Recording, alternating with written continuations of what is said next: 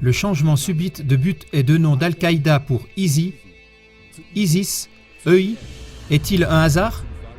Ou bien serait-ce néanmoins, même si on n'a pas envie de l'entendre, un putsch global ciblé mis en œuvre par des bellicistes agressifs, toujours les mêmes tireurs de ficelles globalistes? De vrais musulmans reprochent fortement à l'EI d'assassiner et de terroriser au nom d'Allah et de l'islam. Plus de 90% des musulmans assurent que ce qui se passe avec l'EI n'a absolument rien à voir avec leurs croyances. Le but serait-il simplement d'attiser une peur totale envers toute conscience nationale ou toute croyance profonde? Restez avec nous. Al-Qaïda, ISI, ISIS, EI, Front al-Nosra. Qui est qui? L'islam peut-il être mis sur un pied d'égalité avec l'État islamique? Est-ce que ISIS, ISI et EI sont la même chose? Quels sont les liens de ces mouvements avec Al-Qaïda, le Front al-Nosra, etc.? Avant d'essayer d'apporter un peu de clarté sur ces questions et d'autres encore, à CLA TV, nous aimerions commencer par 4 remarques d'ordre général. D'abord, celle qui est peut-être la plus importante. Premièrement, la réalité est toujours beaucoup plus complexe que ce que n'importe quel être humain pourrait jamais comprendre ou expliquer dans sa totalité. Deuxièmement, néanmoins, on peut dire d'avance que l'islam n'a pratiquement rien à voir avec l'État islamique, c'est-à-dire l'EI. Troisièmement, il existe partout des extrémistes et des fanatiques, que ce soit les hooligans au foot ou les Frankenstein dans la science, que ce soit les kamikazes dans la religion ou les terroristes dans la politique et l'économie, etc. Une chose reste pourtant toujours la même. Là où il y a des personnes en conflit ou des conflits potentiels, il existe aussi des cercles au-dessus d'eux, qui, aussi incroyable que cela puisse paraître, arrivent toujours d'une manière ou d'une autre à utiliser habilement, pour leur propre profit, c'est-à-dire à instrumentaliser chaque conflit potentiel, aussi infime soit-il. Ils cherchent littéralement les conflits car les conflits sont leurs armes, leur pain quotidien. Et dans cette intention, ils versent eux-mêmes la fameuse huile sur le feu. Et quatrièmement, le seul but de ce documentaire est de faire la différenciation la plus juste possible concernant les questions qui se posent autour des controverses sur le sujet. Une chose après l'autre maintenant. Comment est apparu l'État islamique? Si je réduis à l'essentiel, l'EI est le fruit de l'ingérence des États-Unis en Irak et de la guerre qu'ils y ont menée. Voici une petite rétrospective. En 2003, l'armée américaine avec quelques alliés a attaqué l'Irak. Comme on le sait aujourd'hui, sous un prétexte inventé de toutes pièces, un mensonge fatal pour faire chuter le dominateur Saddam Hussein. Vous trouverez des détails pour approfondir ce sujet dans les liens en allemand qui s'affichent.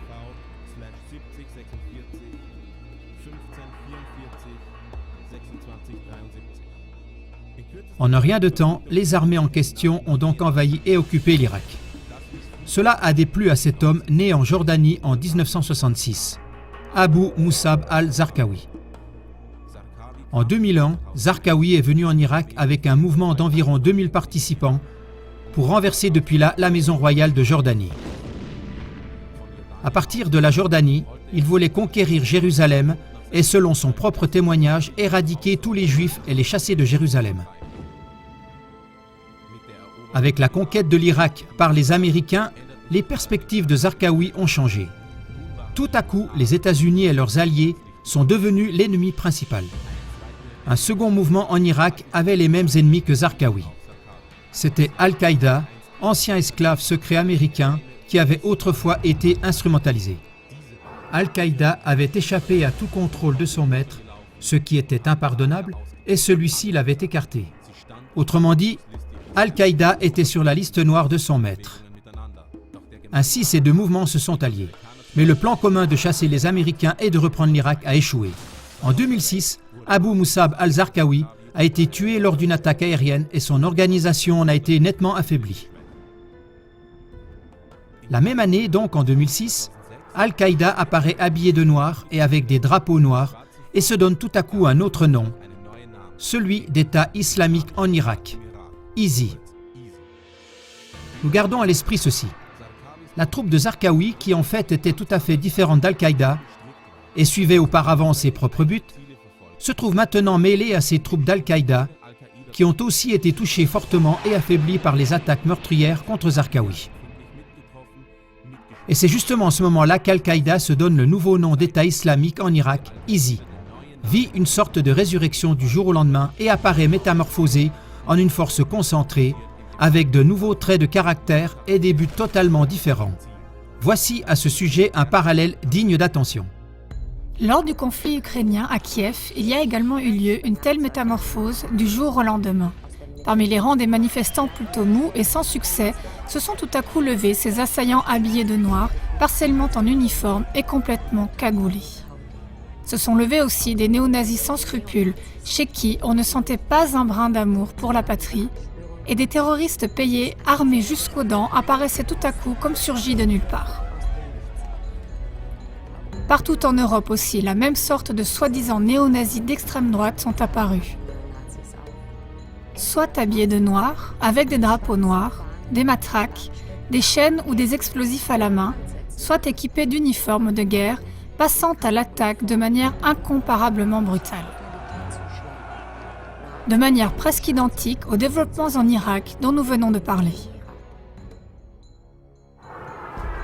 Le mouvement de manifestation en Ukraine, qui était initialement civil, a été infiltré de toutes parts, comme on l'a prouvé, à savoir par des bellicistes agissant dans les coulisses. À côté des formations citées précédemment, les manifestants nationalistes inoffensifs ont aussi été infiltrés et écartés par les mercenaires d'académie. Ces derniers sont tout à coup apparus en uniforme de la police spéciale ukrainienne Sokol et ont frappé avec brutalité et dureté. Mais Academy est en réalité la plus grande entreprise militaire de sécurité américaine connue sous son ancien nom, Blackwater, et qui était déjà active en Irak en 2004. Black, voilà de nouveau cette couleur qui apparaît, noir. Voilà la couleur, la marque distinctive de ces escadrons de la mort à l'échelle mondiale. Donc manifestement partout où ont lieu des opérations extrêmes sous faux pavillons. Mais revenons à l'année 2006. Au beau milieu d'un grand affaiblissement a lieu ce changement subit du but et du nom d'Al-Qaïda pour ISI, ISIS, puis EI. Est-ce là un hasard? Ou bien serait-ce néanmoins, même si on n'aime pas l'entendre, un putsch global ciblé mis en œuvre par des bellicistes agressifs, toujours les mêmes tireurs de ficelles globalistes?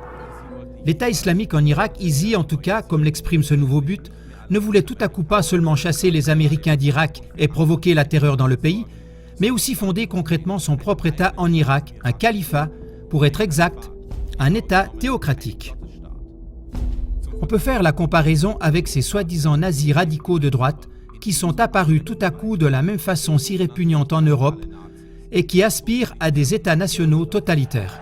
Partout, leurs actions brutales mènent toujours à plus d'interdictions de manifestations, à la limitation des libertés d'expression et d'opinion, au mépris de toute conscience nationale.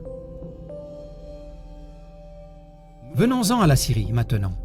Lorsqu'en 2011, la guerre civile a éclaté, une nouvelle opportunité s'est offerte aux massacreurs de l'ISI pour rétablir leur soi-disant État théocratique.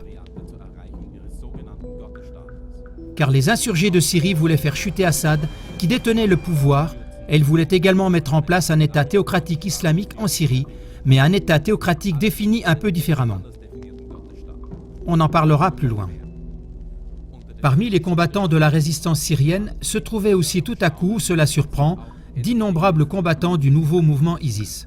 Nous gardons en mémoire, malgré l'affaiblissement sensible par les attaques aériennes américaines meurtrières, le mouvement métamorphosé, c'est-à-dire complètement transformé, trouve même l'énergie pour former juste après un nouveau front de combat contre la Syrie. Car c'est là que l'ISIS s'est fraîchement installé pour combattre avec l'opposition syrienne sous le nom de Front al-Nosra.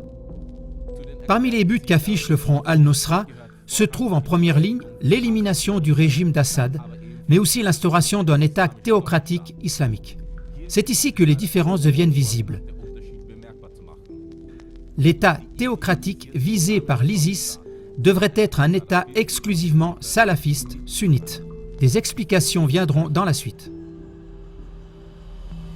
Pour résumer jusqu'ici, Le moment de la défaite des combattants de Zarqawi alliés à Al-Qaïda a été utilisé par ce dernier pour ressurgir avec le nouveau nom de ISI, ce qui signifie État islamique en Irak. Et Al-Qaïda a profité de cette situation pour élargir son domaine d'influence non seulement à l'Irak, mais du même coup aussi à la Syrie. Un coup de maître. Cela fait réfléchir, tout comme cet autre fait. C'est au même moment que de grandes tensions entre Al-Qaïda et ISI ont été révélées. Comme les points de vue idéologiques et religieux entre les deux organisations d'origine, Al-Qaïda et le nouveau ISI, divergent totalement, ça sent l'infiltration. Pour comparaison, un rappel des événements en Ukraine. Il y a eu, tout comme ici, une division publique entre les manifestants pacifiques qui se battaient pour leur nation et les forces des faux nationalistes infiltrés, c'est-à-dire des terroristes payés.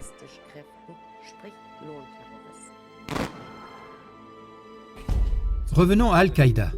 Al-Qaïda était plus libéral, c'est-à-dire américain dans son caractère plus ancien, car il se disait « Pour imposer la mise en pratique de nos buts, nous combattons avec toutes sortes de rebelles, même s'ils ne pensent parfois pas tout à fait la même chose et ne sont pas comme nous. » Leur devise était « Frapper communément, marcher séparément ».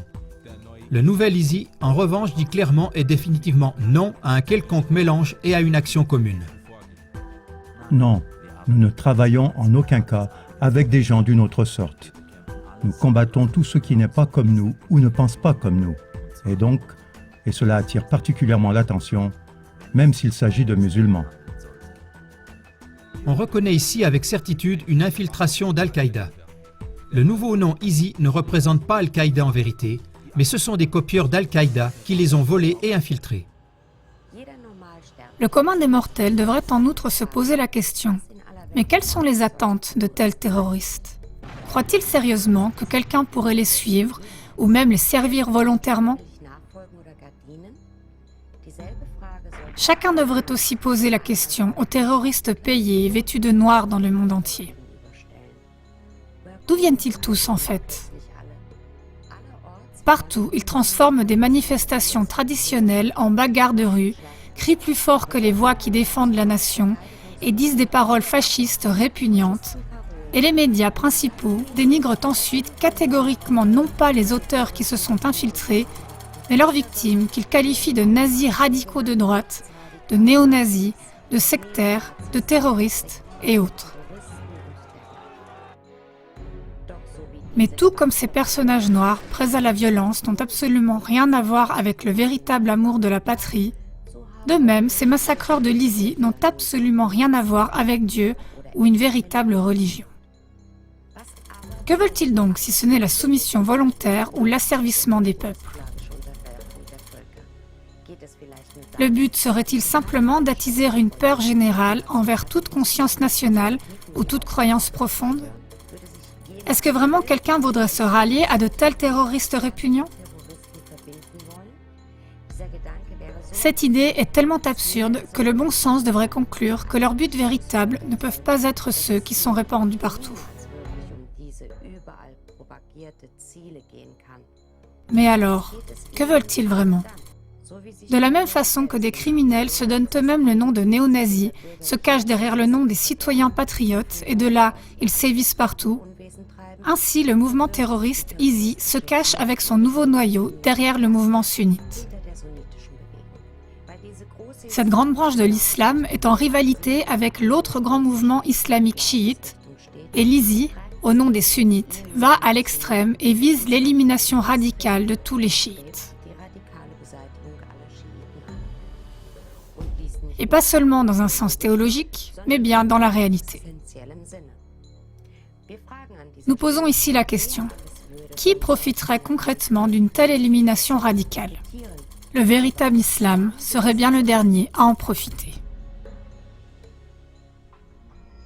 Il n'est donc pas étonnant qu'Al-Qaïda et l'ISI se soient officiellement divisés, et cela sous le nouveau dirigeant al-Baghdadi. Ce dernier a maintenant commencé à contrôler la scène syrienne. Peu après, le nom de ISI a donc été changé en ISIS, ce qui signifie État islamique en Irak et Syrie.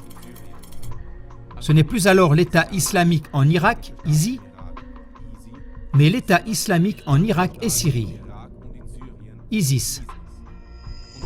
Et peu après cela, ce nom a encore une fois été raccourci en EI, ce qui signifie simplement État islamique. Ce nom exprime ceci: notre État islamique va venir et il viendra certainement. Si l'on regarde cela sous le microscope, le nom EI porte le type d'ADN qui revendique pour lui-même le monde entier comme État théocratique. Intuitivement, cet ADN fait peur à tous les hommes et éveille en eux un cri vers un sauveur particulièrement fort. Et voilà que déjà ce sauveur apparaît une fois de plus sous la forme de l'armée américaine et de ses alliés. Mais bien que ce sauveur puissant semble mettre tout en œuvre depuis des années pour combattre ce dangereux EI, ce dernier ne cesse de s'étendre. Ainsi, l'EI, précédemment affaibli en 2014, a envahi en un clin d'œil comme par miracle une grande partie de l'Irak, l'a occupé, a semé partout la terreur et a même réussi à occuper des parties de la Syrie. Et il a ainsi commencé à proclamer le redoutable État théocratique. N'est-ce pas très surprenant? Qui soutient l'État islamique? Au début, c'était, comme nous l'avons déjà dit, surtout Al-Qaïda. Al-Qaïda, à son tour, a pour une grande part été élevé comme marionnette du gouvernement américain, c'est-à-dire de la CIA, comme nous l'avons montré dans plusieurs émissions précédentes. George Friedman, le grand stratège américain, a dit à haute voix, et peut-être par inadvertance, que le gouvernement des États-Unis est depuis plus de 100 ans spécialiste dans l'art d'attiser des guerres. Comment fait-il cela selon Friedman? Au travers de l'instrumentalisation ciblée de forces d'opposition déjà présentes dans le monde entier. Est-ce la raison véritable qui pousse justement 10 000 jeunes hommes de 20 à 32 ans à combattre pour l'EI de manière étonnamment courageuse et intrépide? D'où vient cette force, se demande le commun des mortels. Car tous ces hommes combattent comme si l'armée la plus puissante du monde n'était pas un problème pour eux. Étonnant, n'est-ce pas? Comme les flux de réfugiés en Europe, les combattants de l'EI n'arrêtent pas de se multiplier. Pareil au brouillard matinal, ils surgissent comme de nulle part. Même des mineurs combattent sans peur. Des personnes d'Arabie Saoudite, du Maroc, de Tunisie, etc., mais aussi des combattants de différentes régions d'Europe se rallient à eux. Les Allemands ont même été pris parmi les combattants de l'EI en Syrie et arrêtés. Tous ces combattants sont recrutés comme par une main magique à travers des vidéos sur Internet qui les attirent de manière perverse, et ils sont ensuite formés quelque part en secret. Financièrement, on estime que l'EI est une des organisations terroristes les plus riches de tous les temps, car il a pu s'approprier des champs pétroliers et faire assidûment du commerce illégal de pétrole. Rien qu'avec les champs pétroliers irakiens, il récolte environ 1,5 million d'euros par jour. Mais est-ce vraiment tout ? N'y a-t-il pas plus, beaucoup plus caché derrière cela? D'autres donateurs proviennent apparemment des riches États du Golfe. Que c'est généreux! Est-ce qu'il en a toujours été ainsi? En tout cas, à travers diverses structures opaques, de nombreuses ressources financières et surtout des armes coulent vers l'EI. Mais qui possède et négocie des armes si habilement et même dans un si grand style? Que disent les musulmans sur l'État islamique? L'EI dit de lui-même: nous combattons au nom d'Allah, nous imposons les buts de l'islam et nous imposons surtout la volonté de Dieu. Pourtant, environ 99% des musulmans dans le monde contredisent ceci. De la même manière que chaque véritable nationaliste dans nos pays européens se défend contre de faux nazis terroristes, tous les véritables musulmans se défendent contre ces faux musulmans terroristes. Tandis que d'un côté, les médias principaux utilisent toutes les occasions pour dénoncer le danger de chaque nationaliste ou croyant sincère et susciter la méfiance envers eux, d'un autre côté, ils passent sous silence de manière ciblée les nombreuses actions de protestation contre l'EI venant de communautés islamiques. Car de véritables musulmans accusent vivement l'EI parce qu'ils assassinent et terrorisent au nom d'Allah et de l'islam. Plus de 90% des musulmans assurent que ce qui se passe avec l'EI n'a absolument rien à voir avec leurs croyances. En Angleterre, un large front de musulmans se forme déjà contre l'EI. Et en Allemagne aussi, de nombreux musulmans de renom combattent contre le I. Même Abdul-Adim, qualifié de très suspect par des experts, parce qu'il serait un prédicateur extrémiste radical, dit « Les efforts de celui qui tue des hommes au nom de l'islam et qui exclut d'autres personnes de la communauté avec Dieu au nom de l'islam ou d'Allah, ces efforts sont plus dangereux que tous les autres. » Des musulmans eux-mêmes se plaignent que l'islam est utilisé par l'EI à ses propres fins. Mais l'EI accroît apparemment sans entrave son pouvoir. Il n'a aucun égard à tous ces cris de ses frères dans le monde. Pourquoi ? Peut-être parce qu'en fait ce ne sont pas ses frères ? Les musulmans se plaignent du fait que l'EI est responsable de la détérioration de leur réputation, mais c'est peine perdue. De plus en plus de personnes voient une seule et unique grande tromperie derrière tous ces développements. On se souvient de plus en plus que des forces sionistes lucifériennes et le gouvernement américain ont sponsorisé Al-Qaïda, l'ont approvisionné en armes et instrumentalisé pour leur propre but. De plus en plus d'observateurs voient ces attaques de l'EI apparemment inexorables, soit comme des opérations sous faux pavillons ciblés, soit du moins comme des attaques consciemment tolérées par les États-Unis, exécutées par des fanatiques religieux, certains incités, et d'autres bien sûr aussi véritables. Certains soupçonnent derrière cela que les services secrets israéliens du Mossad et le gouvernement des États-Unis cherchent continuellement à atteindre le but de tout déstabiliser au Proche-Orient, de tout tenir en échec et de tout conquérir. On ne peut certainement pas en vouloir à ceux qui ont cette vision des choses. Tout de même, on a pu prouver à maintes reprises que ce sont justement les forces citées qui ont répandu des mensonges dangereux, de sorte qu'on ne leur fait plus confiance. Somme toute, l'EI est un groupement de terroristes qui n'a pratiquement rien à voir avec le véritable islam, c'est-à-dire la vraie croyance musulmane. Le véritable islam a aussi peu de lien avec l'EI que la véritable chrétienté avec le Ku Klux Klan ou le vrai judaïsme avec la secte de Lucifer, qui à cet instant met à exécution devant le monde entier ces protocoles des sages de Sion. Résumons le message de ce film. Comme l'EI est de plus en plus condamné mondialement, on ferait mieux de ne pas le confondre avec la vraie religion islamique.